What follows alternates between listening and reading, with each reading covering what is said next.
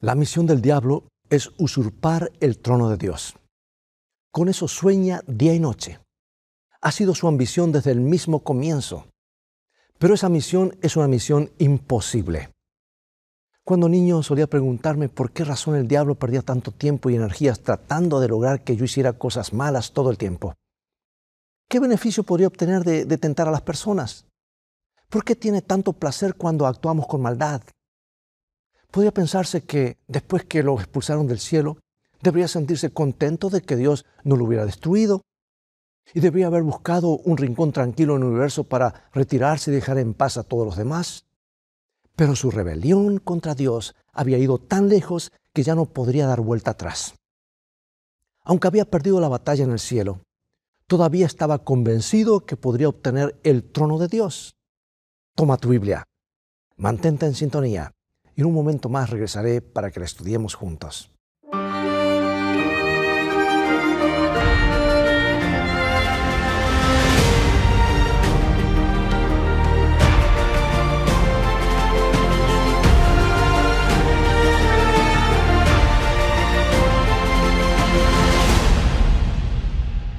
En el cuarto capítulo del Evangelio de Mateo, tenemos una vislumbre de las aspiraciones de este ángel caído cuando se acercó a Jesús en el desierto poco después de su bautismo. En la última tentación, el diablo le ofreció a Jesús todos los reinos del mundo si tan solo se postraba y lo adoraba. Y esto es lo que dice la Biblia, Mateo 4, 8 y 9. Otra vez, le llevó el diablo a un monte muy alto y le mostró todos los reinos del mundo y la gloria de ellos. Y le dijo, todo esto te daré si postrado me adorares. Una de las primeras preguntas que me viene a la mente es, ¿cómo se le habrá ocurrido al diablo que los reinos de este mundo le pertenecían? ¿Qué derecho tenía de ofrecerle a Jesús todo eso cuando Dios es quien creó todas las cosas? Bueno, la respuesta es muy simple. El libro de Génesis, en ese libro encontramos que Dios le dio al hombre dominio sobre todo el planeta. Pero cuando Adán sucumbió a la tentación y cayó de la gracia, cambió su lealtad. Quitándosela a Dios, se la dio a Lucifer, y al hacerlo le entregó las llaves del planeta, por decir así. Y cuando Jesús vino a la tierra como ser humano, uno de los objetivos primarios era recuperar el planeta y reinstalarnos en el paraíso. Pero el camino que Jesús debía tomar era increíblemente difícil, porque implicaba cargar sobre sí el peso de todos nuestros pecados, de la humanidad entera. Entonces el diablo se acercó apenas comenzando su ministerio y le ofreció un atajo. Todo lo que tienes que hacer, le dijo, es arrodillarte ante mí y adorarme, y te voy a devolver todo. No tendrás que sufrir ni tendrás que morir en una cruz. Además, todos te van a seguir.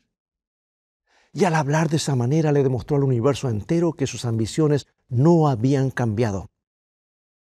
Miles de años de exilio no habían modificado su corazón rebelde.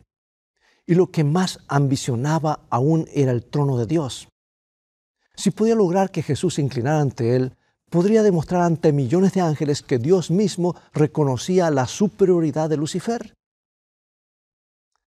Todo lo que hace y todo lo que planifica gira alrededor de esa ambición. Si quieres saber por qué pierde tanto tiempo trabajando contra ti, tienes la respuesta en el contexto de sus ambiciones. Si puede lograr que te rebeles contra Dios, tendrá una prueba más de que las exigencias de Dios no son razonables. Tendrá una prueba más de que nadie elige a Dios por voluntad propia si se le da otra opción. Serás un ejemplo más de que alguien que fue creado a la imagen de Dios nunca podrá vivir de acuerdo con las expectativas divinas. O sea que el objetivo de Satanás con el ejercicio de la tentación es mucho más que hacer que hagas cosas malas. Está tratando de establecer persona por persona su derecho a gobernar el planeta. Y en definitiva, está tratando de sentarse alguna vez en el trono de Dios. Bueno, en el libro de Apocalipsis hay un versículo notable que se ubica luego de la segunda venida de Cristo. Cuando los que eligieron a Dios ya estén seguramente alojados en la Nueva Jerusalén. La Biblia describe un periodo de 1000 años posterior al regreso de Cristo, conocido como el milenio. La Biblia dice que durante ese tiempo el diablo estará atado estará imposibilitado de tentar a nadie, pero cuando los 1000 años terminen, será liberado por poco tiempo. Leámoslo, Apocalipsis 20, 7 al 9. Cuando los 1000 años se cumplan, Satanás será suelto de su prisión y saldrá a engañar a las naciones que están en los 4 ángulos de la tierra, a Gog y a Magog, a fin de reunirlos para la batalla, el número de los cuales es como la arena del mar. Y subieron sobre la anchura de la tierra y rodearon el campamento de los santos y la ciudad amada. Y de Dios descendió fuego del cielo y los consumió. Este es uno de los versículos más notables de la Biblia, porque desenmascara por completo las intenciones de Satanás. Nos muestra que al final el único objetivo del diablo es tomar el control del universo. Como ves, el trono de Dios está ubicado en el interior de la Nueva Jerusalén. Y Él convence a un ejército de hombres de que aunque la segunda venida ya sucedió y el juicio ha terminado, todavía queda la posibilidad de conquistar el cielo por la fuerza. Esto nos muestra que aunque el juego haya terminado, el diablo no se dará por vencido. Su orgullo es tan grande que no podrá aceptar que ha perdido. Ahora, ¿cómo se relaciona eso con las tentaciones que nos hace a ti y a mí? En realidad es muy simple. Como verás, al final el diablo tendrá un ejército de personas que aunque habrán sido engañadas, igual seguirán creyendo en él cuando todo haya terminado. Lo seguirán aún después que haya ocurrido la segunda venida. Como ves, habrán llegado al punto de su experiencia espiritual en el que habrán cometido el pecado de contristar al Espíritu Santo, lo que quiere decir que habrán ignorado el Espíritu de Dios con tanta frecuencia que ya no podrán escuchar su voz. El engaño será definitivo y completo. Ni siquiera un milagro de Dios podrá convencerlos. Se habrán acostumbrado tanto a escuchar la voz del diablo que no podrán ya más escuchar a nadie más y estarán realmente convencidos de que pueden tomar el reino por la fuerza. Pero este ejército final de creyentes airados no surgirá de la nada. Estará conformado por seres humanos como tú y yo.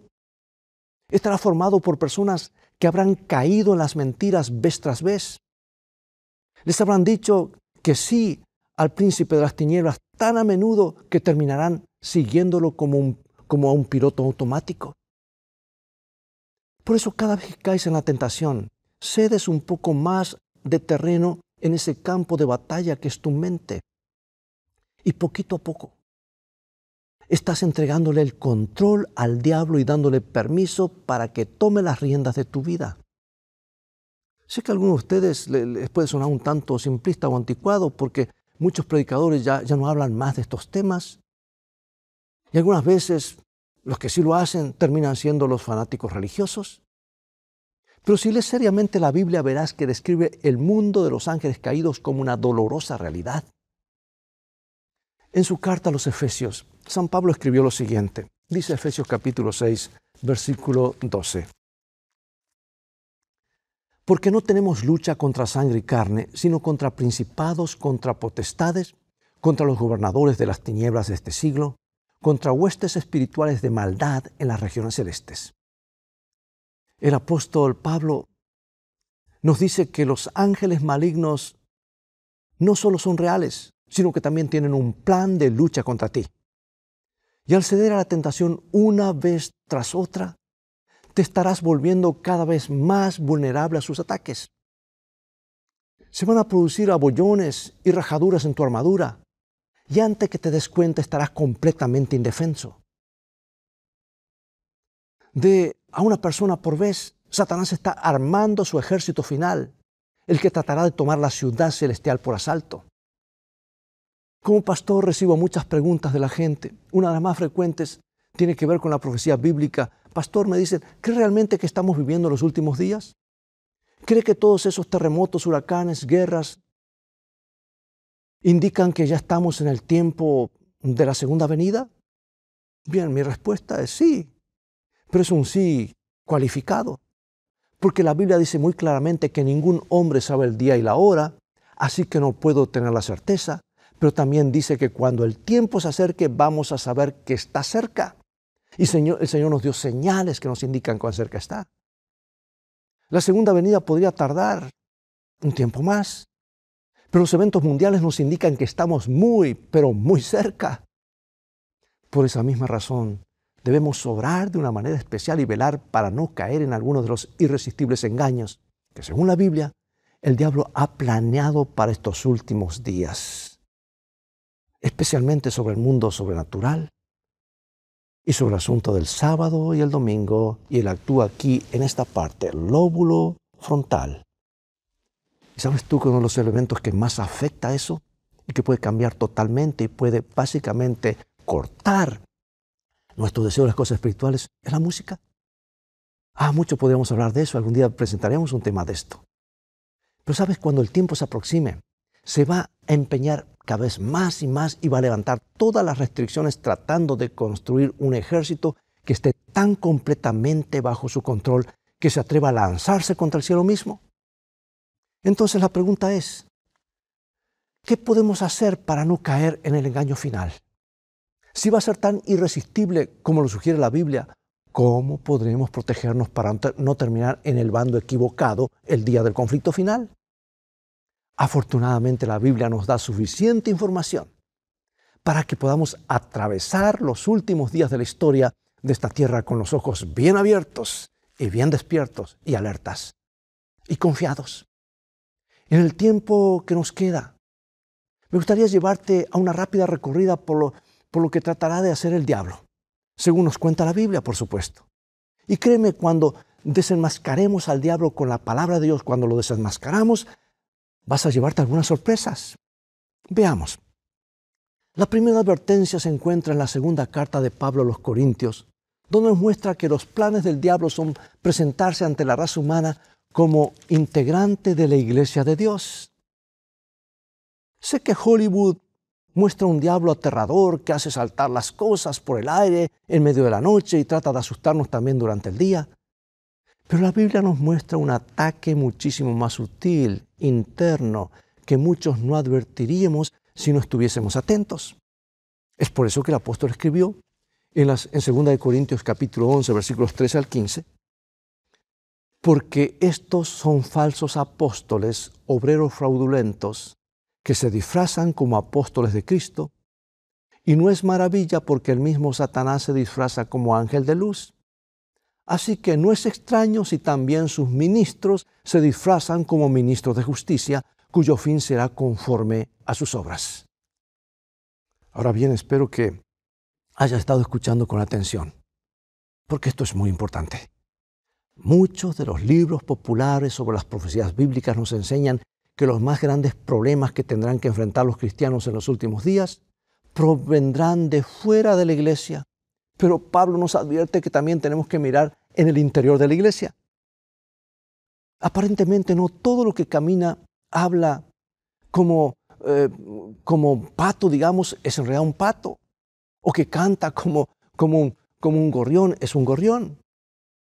Porque a través de los siglos el diablo ha perfeccionado tanto el arte del engaño que se puede hacer pasar por un ángel. Y lo que es peor, también puede imitar a un falso maestro y parecerse a un ministro de Dios. El engaño será tan convincente que hasta los cristianos caerán en él. ¿Cómo lo sé? Es muy simple. Jesús lo dijo cuando nos estaba advirtiendo acerca de las señales de la segunda venida de Cristo, de su venida, en Mateo 24, versículos 23 y 24. Entonces, si algunos dijeren, mirad, aquí está el Cristo, o mirad, allí está, no lo creáis, porque se levantarán falsos cristos y falsos profetas, y harán grandes señales y prodigios, de tal manera que engañarán, si fuere posible, aún a los escogidos. Ahí lo tienes, con todas las letras. El engaño final será tan convincente, tan irresistible, tan parecido a la verdad, que hasta el pueblo de Dios correrá el riesgo de creer en él. ¿Dónde está nuestra solución? ¿Dónde está nuestro amparo? En la palabra de Dios, lo que Dios ha dicho. Por eso, amigos, no es hora solamente de escuchar cosas que nos gustan y que nos hacen lagrimear y que nos hacen sentir contentos. Es hora de escudriñar a fondo todo el mensaje de la palabra de Dios y alinear nuestras vidas con estos principios. De hecho, Jesús nos advierte no solo de la venida de falsos profetas, hombres y mujeres que enseñarán engaños peligrosos, sino que también nos advierte de falsos cristos. Si investigamos un poco lo sucedido en estos últimos años, nos convenceremos que Jesús tenía razón. La lista de personas que creyeron o creen ser el Cristo e iniciaron una secta llena de seguidores se alarga a cada minuto. Si tú visitas la ciudad de Los Ángeles, California, encontrarás más de 300 personas que dicen ser el Cristo y todos tienen seguidores. Y ahí tenemos algunos nombres de estos célebres que se hicieron pasar por Cristo: Charles Manson, Jim Jones, David Koresh, Marshall Applewhite. El mundo está lleno de ejemplos modernos de lo que nos estaba hablando Jesús. Pero ¿qué pasaría si nos encontrásemos con algo más convincente a la vuelta de la esquina? Muchos jamás caeríamos como un chiflado o un fanático religioso, pero ¿qué pasaría si nos topáramos con algo más persuasivo que fuera muy parecido a la segunda venida de Jesucristo? ¿Crees que es imposible? En absoluto. No olvides que Jesús dijo que hasta los elegidos, hasta sus propios seguidores serían susceptibles del engaño de los últimos días. Y aunque la mayoría de los seguidores de Jesús nunca cayeron con Charles Manson o David Koresh, podrían caer con algo que se pareciera a o sonara como Jesús mismo. Este es el punto donde nuestro estudio cobra mayor importancia. Así que espero que les prestes mucha atención. La Biblia nos advierte que en el final va a ser muy difícil distinguir entre la espiritualidad genuina y la falsa. Según el libro Apocalipsis, todo el mundo será arrasado por un increíble engaño final que hará que la mayoría adore a un Dios falso. El apóstol Juan, al apóstol se le mostró en visión una bestia que salía del mar y a la que todo el mundo adoraba. Así que escribió lo que está en Apocalipsis capítulo 13, versículos 3 al 5. Vi una de sus cabezas como una herida de muerte, pero su herida mortal fue sanada y se maravilló toda la tierra en pos de la bestia. Y adoraron al dragón que había dado autoridad a la bestia, y adoraron a la bestia diciendo: ¿quién como la bestia? ¿Y quién podrá luchar contra ella? Entonces, como si el problema fuera poco, describe una segunda bestia que surge poco después. Apocalipsis 13, 11 al 14. Después vi otra bestia que subía de la tierra y tenía 2 cuernos semejantes a los de un cordero, pero hablaba como dragón. Y ejerce toda la autoridad de la primera bestia en presencia de ella, y hace que la tierra y los moradores de ella adoren a la primera bestia, cuya herida mortal fue sanada. También hace grandes señales, de tal manera que aún hace descender fuego del cielo a la tierra delante de los hombres, y engaña a los moradores de la tierra con señales que se le ha permitido hacer en presencia de la bestia. Amigo y amiga, si hay algo claro, algo que queda claro en las páginas de la profecía bíblica, es que el engaño final estará relacionado con la adoración. Todo el mundo se va a alinear con un bando o con otro. ¿Adorarás al Dios del cielo o adorarás una falsificación? Ahora, lo más problemático será que toda la evidencia dará la impresión de estar apuntando en la dirección equivocada. El poder de la bestia es el que realiza milagros.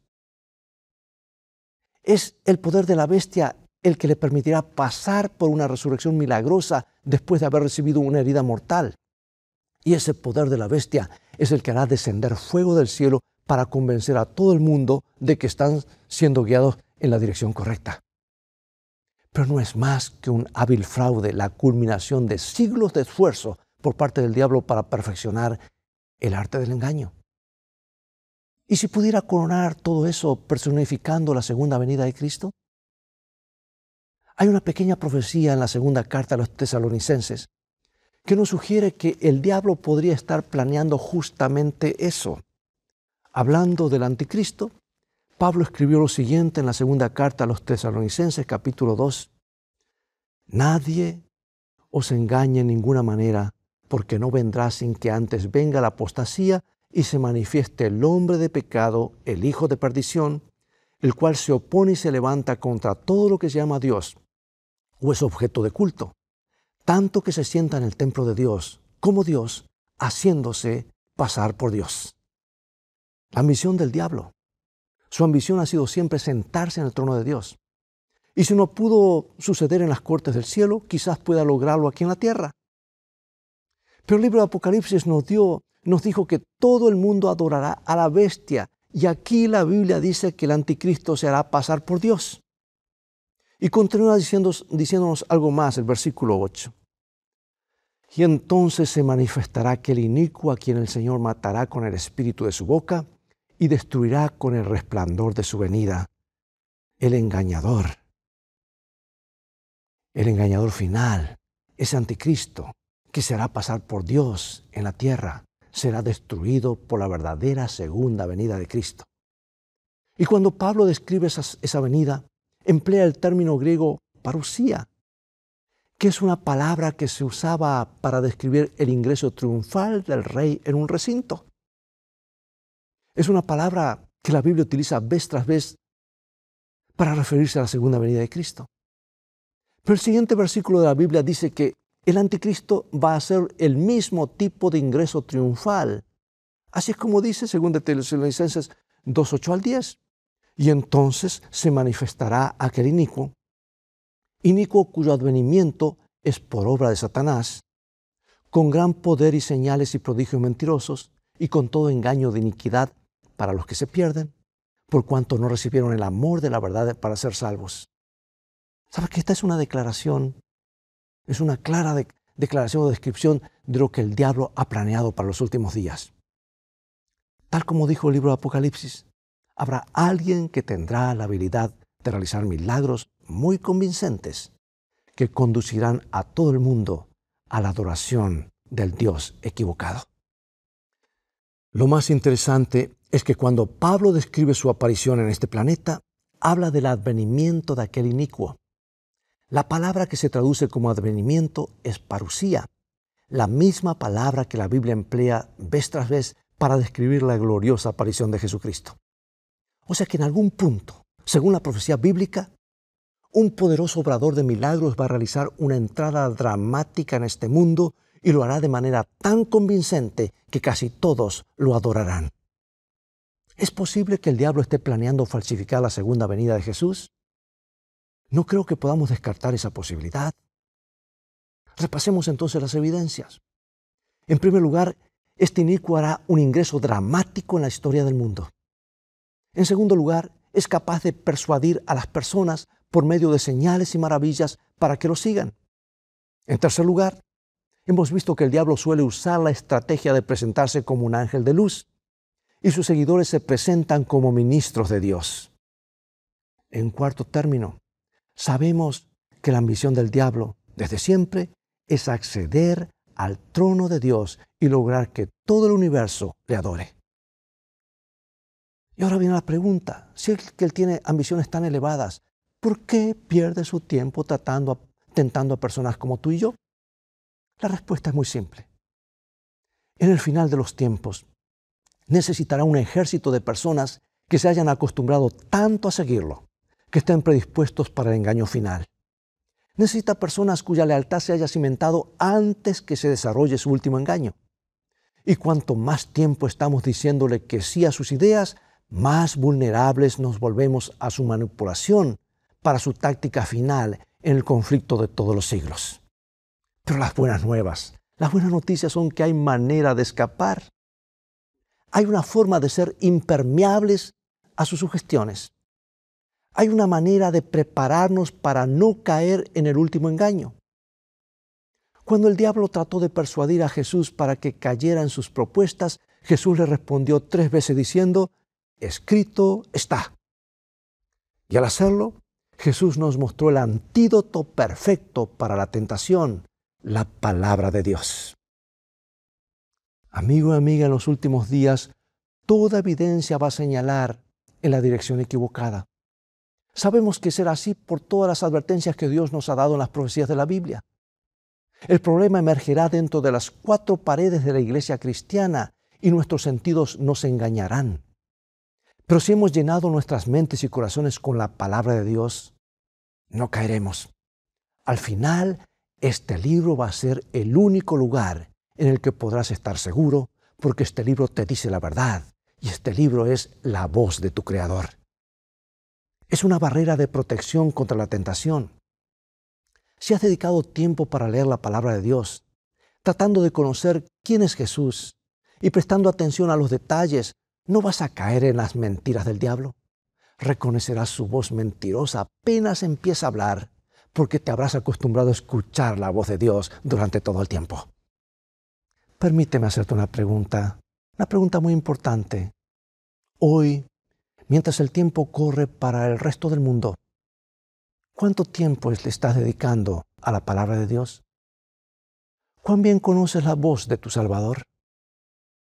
Vendrá un tiempo en el futuro no muy distante, cuando eso va a ser tremendamente importante. La misión del diablo es usurpar el trono de Dios, y con eso sueña día y noche. Ha sido su ambición desde el principio, pero esta misión es una misión imposible. Porque según el libro de Apocalipsis, la sangre de Cristo ya venció a Satanás.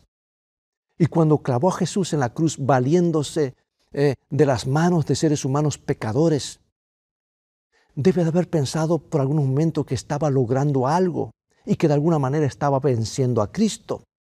Pero luego debe de haberse dado cuenta de que la cruz había sido un error.